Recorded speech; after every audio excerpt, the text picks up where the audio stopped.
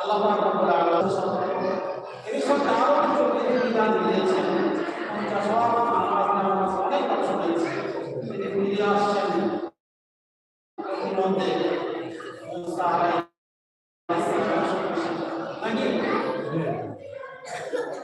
তিনি জিজ্ঞাসা করছেন আপনি আল্লাহর কাছে আছেন আপনি আপনার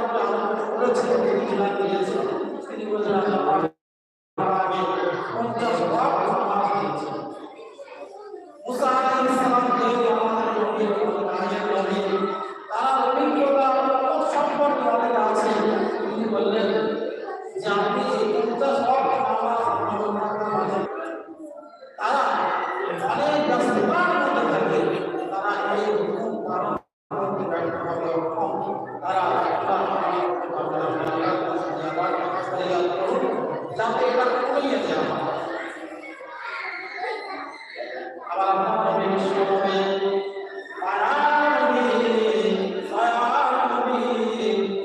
মুসা আলাইহিস সালামের কথা শুনে আল্লাহ পাকের কাছে এই নামাজ আপনি আমার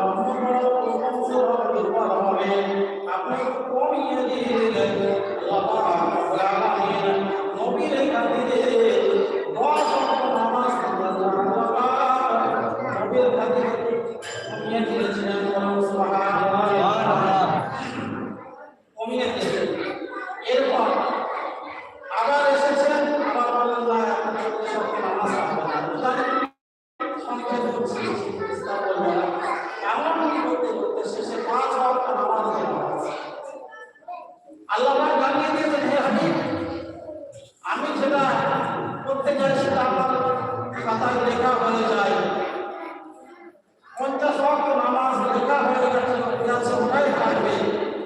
আপনার উম্মতরা যদি 5 ওয়াক্ত নামাজ যদি যথার্থভাবে আদায় করতে পারে যথাসময় তথা নিয়ম আদায় করতে পারে তাহলে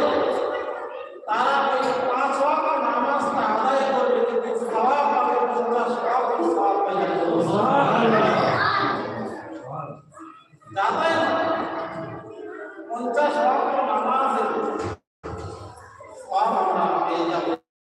কিন্তু 5 ওয়াক্ত নামাজ আমরা যথাযথভাবে আমরা আদায় করতে পারি 5 দিনের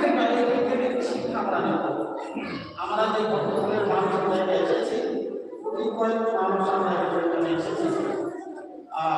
এখানে অনেক মানুষ আছে মিরাজ উপলক্ষে অনেকে জানেন মিরাজ থেকে আমাদের শিক্ষাটা কি যে আমাদের নামাজ হয়ে গেছে আর আজকে যদি বলা হয় বছরের শেষে হিসাব করতে মানুষ দেখা যাচ্ছে এই জায়গায় জানুয়ারি মাস থেকে ডিসেম্বর পর্যন্ত ডিসেম্বর মাসের খাতা হিসাব হয় হিসাব করে দেখা যাচ্ছে মাইনাস নবীজি আমাদেরকে নামাজ দিয়ে গেছেন দিনে আমরা নামাজ থেকে সরে আছি বিশেষ করে আজকে দিনে আমরা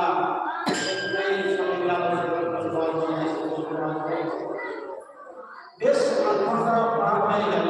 অনেকে শুনছেন আশেপাশে আছেন এটাও মনে যাচ্ছে এটাকে আমরা আগের সঙ্গে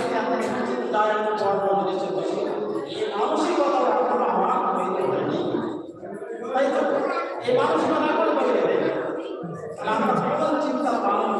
কোন লেভেলের মানুষ কোন পর্যায়ের মানুষ সত্যি আমার মধ্যে সে আল্লাহ ভয় এর মহাব্বত দিনের মহাব্বত আছে দিন পালন করার ইচ্ছাটা আছে। আমরা তো অনেক খুব মানে বাড়াবাড়ি করেছিল বলছিল এখন আপনাদের কোন বাবা বাধা কোন বাবা আপনাকে বাধা দিয়েছে সে তো পার হয়ে গেছে 2 বছর 3 বছর হয়ে গেল 2 বছর হয়ে গেল